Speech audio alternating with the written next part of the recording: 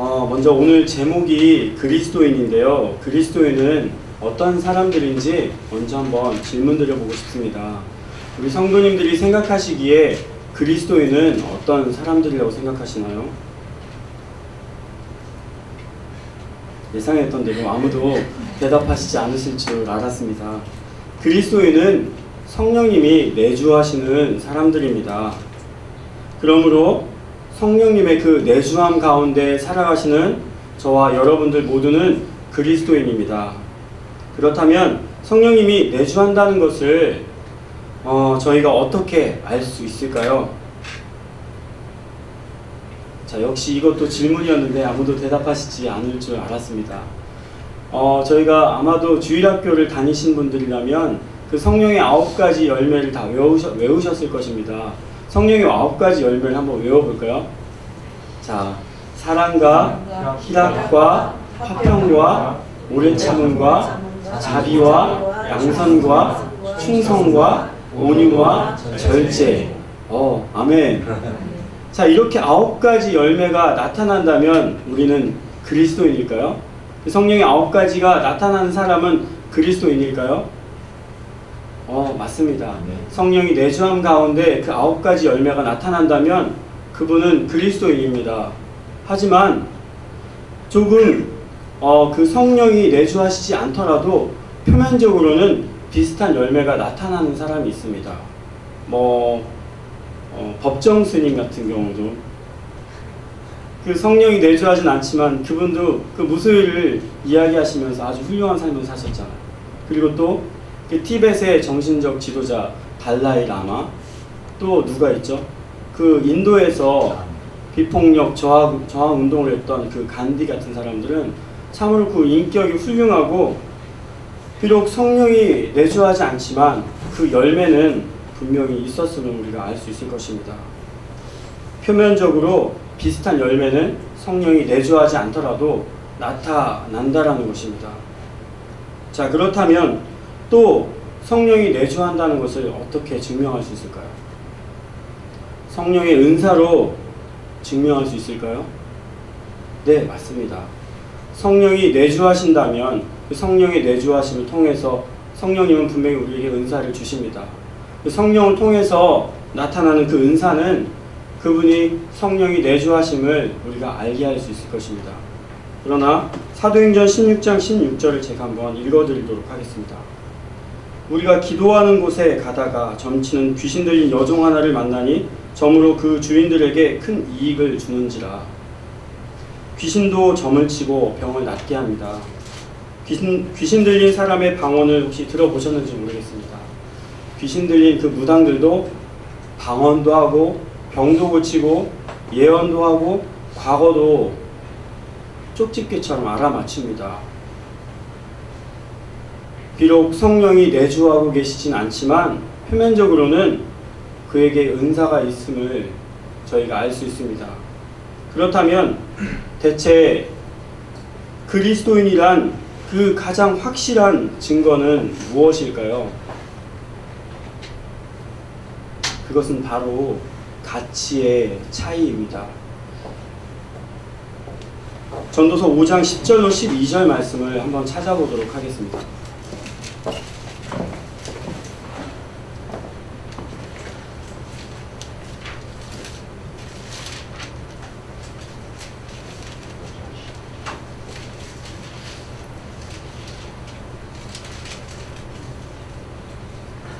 함께 읽겠습니다.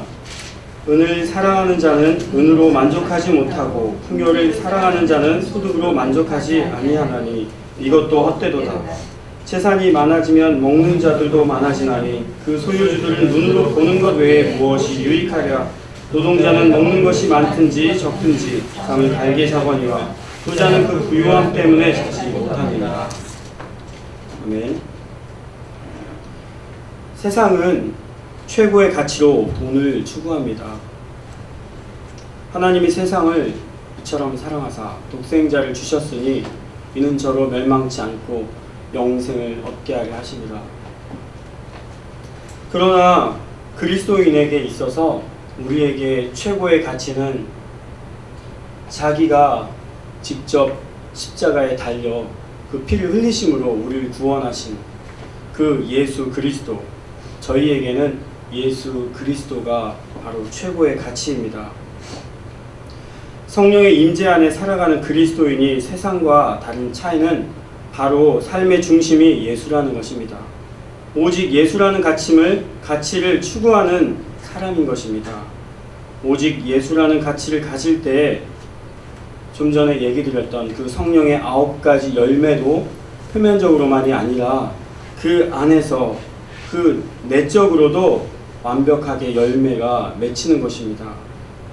좀 전에 이야기 드렸던 그 성령의 완벽한 임재, 우리의 최고의 가치 예수 그리스도를 인정할 때 그 은사도 참된 능력을 발휘하는 것입니다.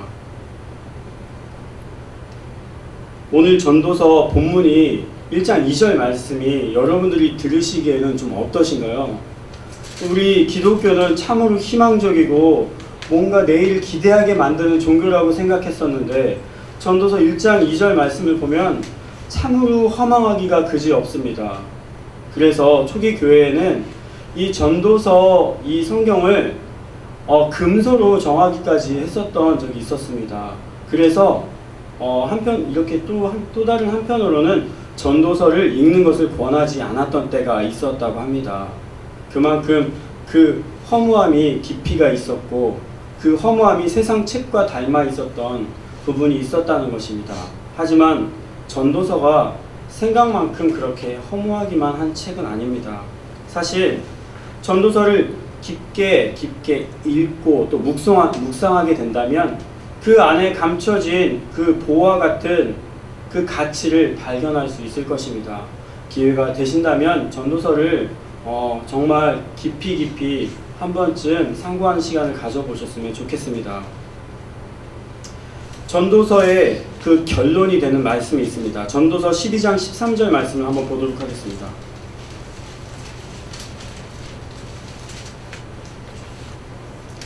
이렇게 읽겠습니다.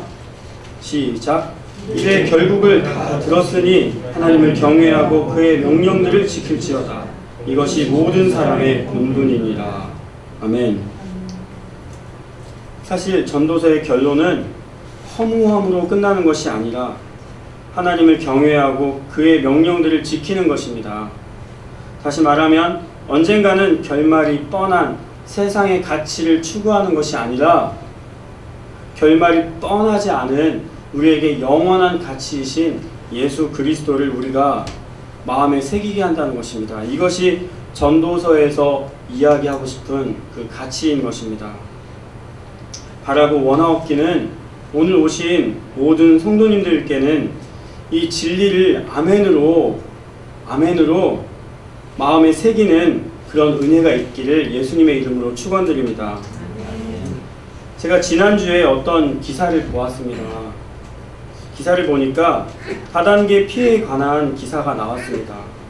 그런데 안타깝게도 규모가 그리 크지만은 않은 그런 수많은 교회의 목회자와 성도들이 그 다단계 그 사기의 피해 대상자들이었다는 것입니다.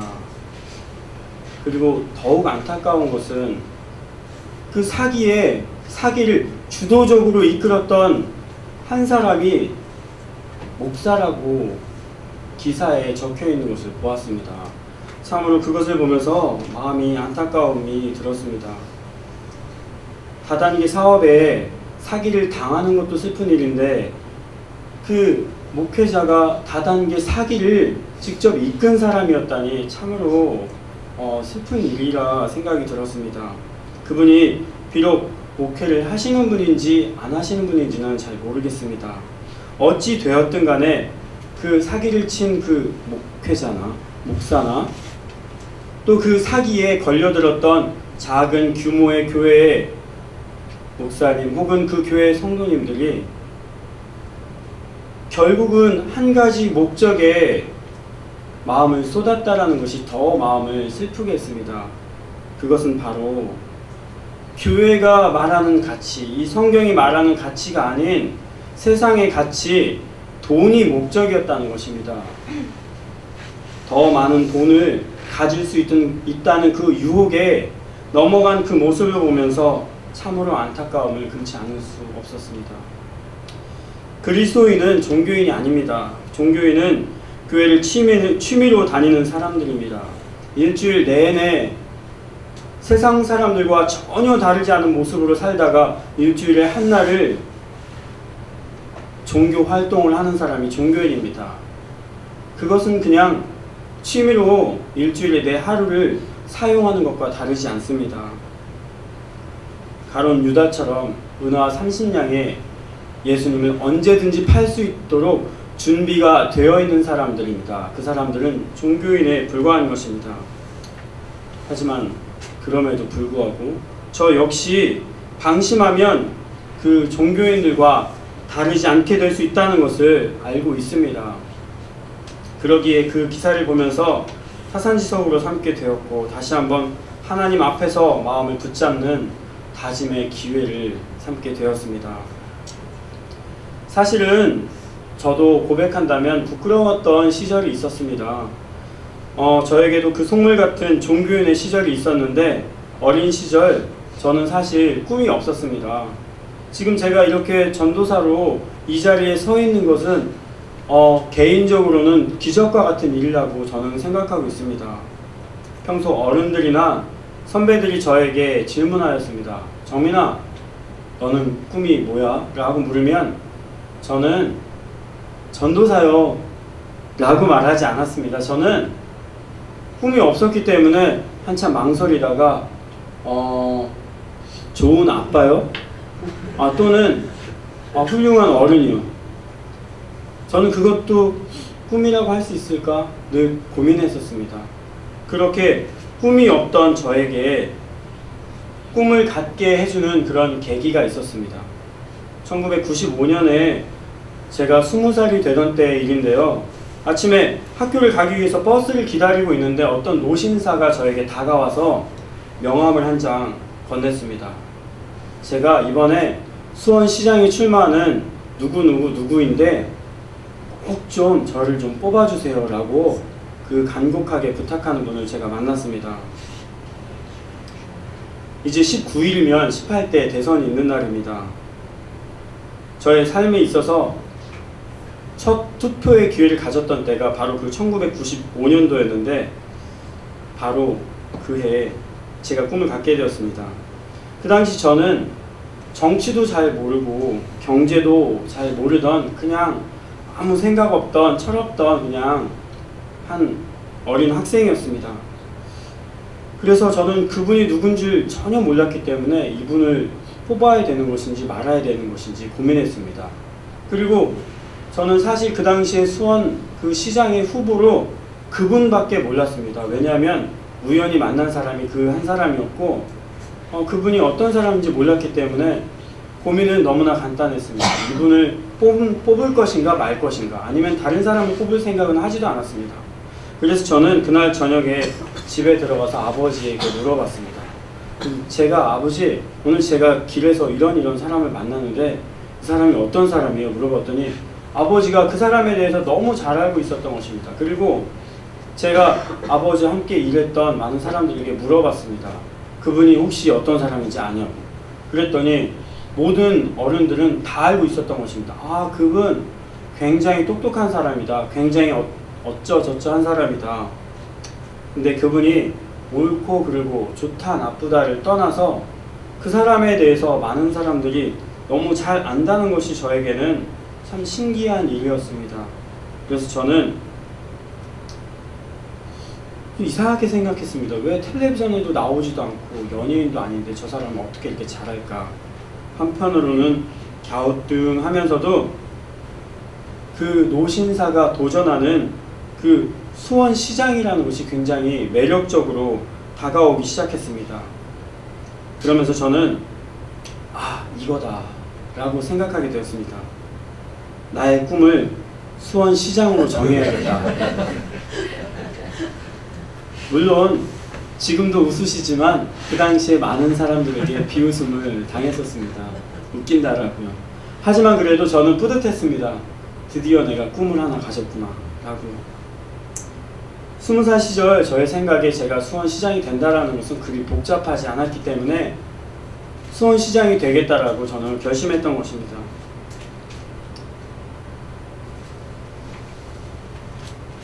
그런데 이런 꿈을 가지게 되었던 이 동기, 사실 그 동기가 사실은 따로 있었습니다.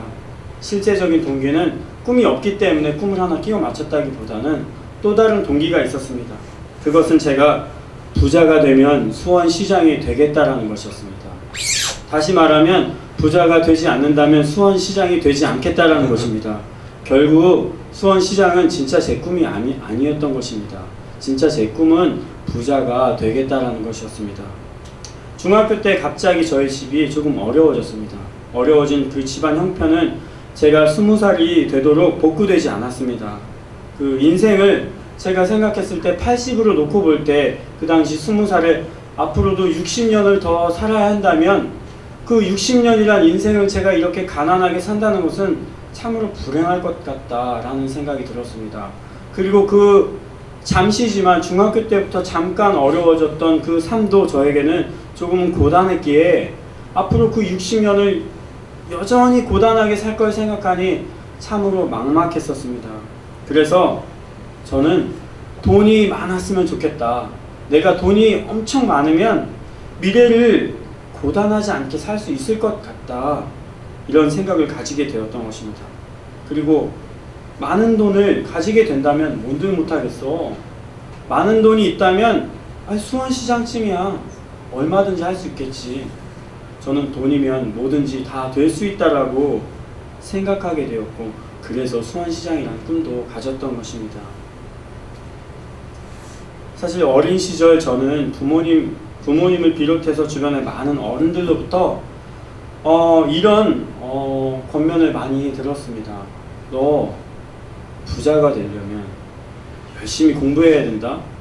또 열심히 공부해야지 좋은 대학도 가고 좋은 직장도 가고 예쁜 아내도 만나고 큰 집에서 살 수 있어.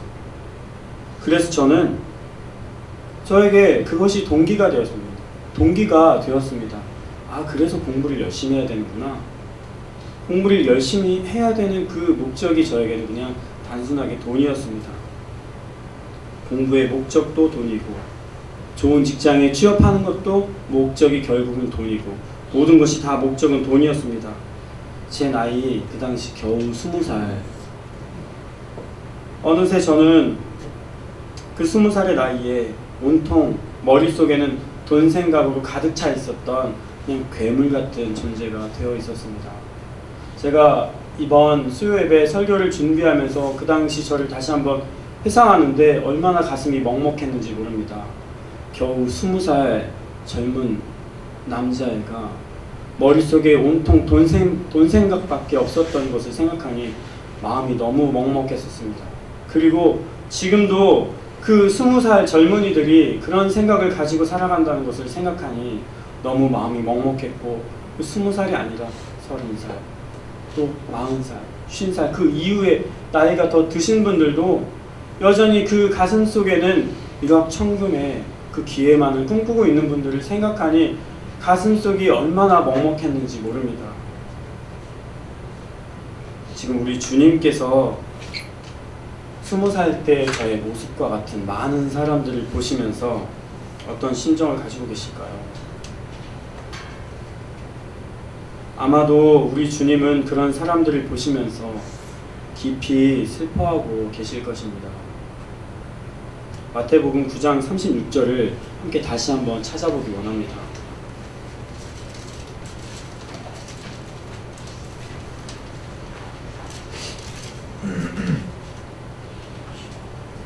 함께 읽겠습니다. 무리를 보시고 불쌍히 여기시니 이는 그들이 목자 없는 양과 같이 고생하여 기심하니라. 아멘. 무리를 보시고 불쌍히 여기시니, 이 말씀은 예수님이 공생애를 사시는 동안 병들고 약한 자들을 보시며 하셨던 말씀입니다. 불쌍히 여기시니, 이 말씀은 헬라어 성경에 스플랑크 니조마이라고 기록되어져 있습니다. 이 단어는 합성어로 우리말로 해석하면 창자가 끊어지다 라고 해석되어집니다. 우리 주님은 허무한 것들을 좇는 세상을 보시며 스플랑크 니조마이 하고 계십니다. 지금 우리 주님은 세상에 우리가 바라봐도 가슴 먹먹한 저들을 보면서 스플랑크 니조마이 하고 계신 것입니다. 창자가 끊어지는 고통으로 저들을 바라보고 계신 것입니다. 세상은 진리보다 새로운 가치를 더욱더 꾸준히 멸망합니다. 세상의 그 열심의 끝은 무엇인가요? 결국은 사망입니다.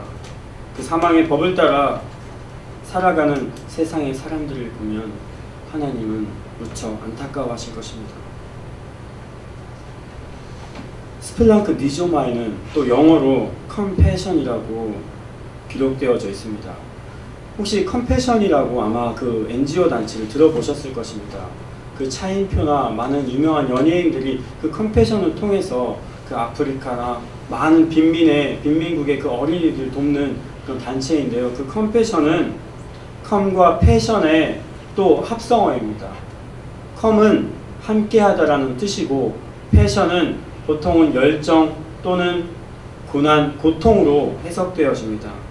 즉 오늘 마태복음 9장 36절에서의 그 컴패션은 함께 고통하다라는 뜻입니다. 예수님은 목자 없는 양과 같이 기진하여진 저희들을 보시면서 스플랑크 니조마이 컴패션 하고 계신 것입니다. 말씀을 마치려고 합니다.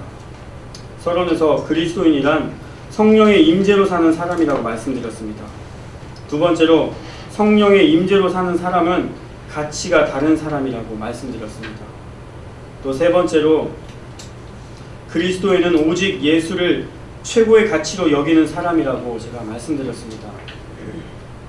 예수를 최고의 가치로 여긴다는 것은 예수님과 같은 시선으로 세상을 보며 스플랑크 니조마이 하는 것입니다. 컴패션 하는 것입니다. 바로 이것이 그리스도인의 가치가 세상과 다른 것입니다. 지금 여러분들은 이런 가치를 가지고 계시는지요? 바라기는 오늘 이후로 저와 우리 모든 성도님들은 이 가슴 속에 스플랑크 니조마이와 그 컴패션이 새겨지는 그런 결단이 있으시길 간절한 마음으로 축원드립니다. 함께 이 시간